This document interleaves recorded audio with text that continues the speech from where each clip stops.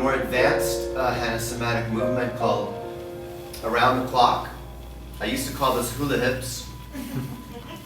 I think that intimidated people, so I've changed it to around the clock. Kathleen and I just went to an amazing concert this weekend.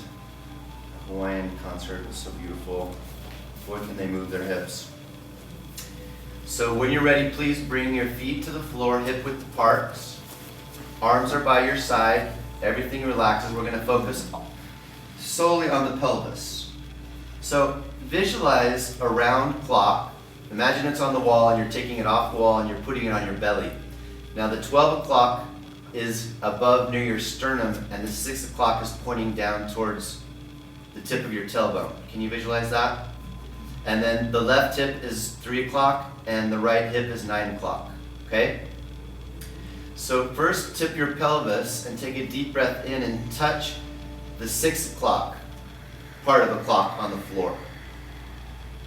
And then exhale, flatten your lower back, bring your belly button down and try to make contact where 12 o'clock would be. And let's just go back and forth. This is very much like we've done in the cat stretch, the arch and flatten. Just visualize now the extra added image of the clock. So just going back and forth between 6 and 12.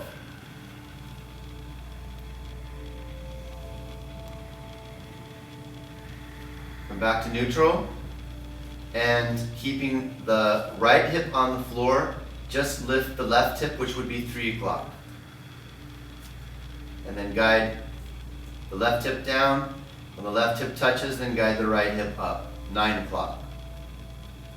Close your eyes and just rock side to side, massaging your pelvis on the floor.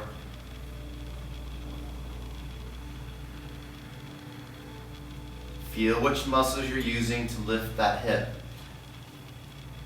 So as you lift the hip, the knee kind of points up towards the ceiling and extends away from your body.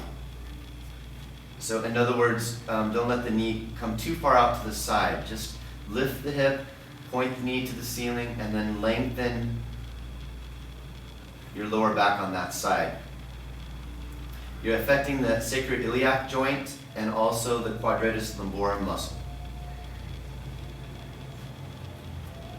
Let's come back to center, and now let's see if we can connect all 4 of those points. So let's first come into 6 o'clock, arch your lower back. Bring your right hip down, lift 3 o'clock. Flatten 12 o'clock down. Lift the right hip, the left hip comes down. That's 9 o'clock. Let's come back to 6 o'clock. Arch your lower back. Press the right hip down, lift 3 o'clock. Flatten your stomach, move to 12 o'clock. And then lift 9 o'clock by bringing 3 o'clock down. So now your hip is creating a circle, or your lower back is creating a circle on the floor. Another image that I like to use is a coin that you're rolling on the floor. And all sides of the bottom of the coin are touching the floor as you go around. So nice and slow at first, and you might find that part of your back is not cooperating to make it smooth. And if that's the case, then just try to go back and forth with that spot. And if it's a little bit bumpy and a little bit jumpy, that means there's sensory motor amnesia there. And another good reason to do this movement, because now you're reconnecting all those you're fine-tuning all those small movements with your lower back muscles. Beautiful. You want to see if you can pick up the pace a little, just for fun? All right. Whoa. Linda, you're doing quite the dance over there. We just need to get you a little hula skirt now. Woo! Okay, and slow it down again. Try it with your knees bent. You might have an easier time, Linda. I know, my lower back is so bad. And now let's reverse directions. This is a mouthful to teach, so I'm going to let you guys figure this side out. Mari and I practiced a lot, and she's actually in my new video. She's to my right in this blue shirt. She helped so much with this teaching. This is such a good Isn't it a great one? Yeah. Because think about it, you guys. When we're sitting upright in our computers, this part of our body is just locked in. I don't know about you, but and all of a sudden we're driving and we're flying, it's so uncomfortable. And so our brain, over time, the default is that it's one big block of muscle, but it's so not true. There's so many parts and pieces. And so right now you're unthawing that block and creating more fine-tuned movements. So good job.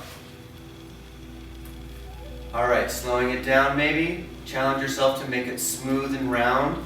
Again, imagine that coin that's rolling on a table. Get all of the edges of that coin touching the floor. That's a big image. Oh, good. Okay, good. Cool. If this is the first time your back has moved like this in years, you might be a little tender tomorrow because you're releasing a bunch of toxins that could be stored there. So don't be concerned. If you want to put a little ice on it later, that's fine. Most of you won't have any sensation, but just don't be surprised. You're really moving a lot of energy in your lower back right now.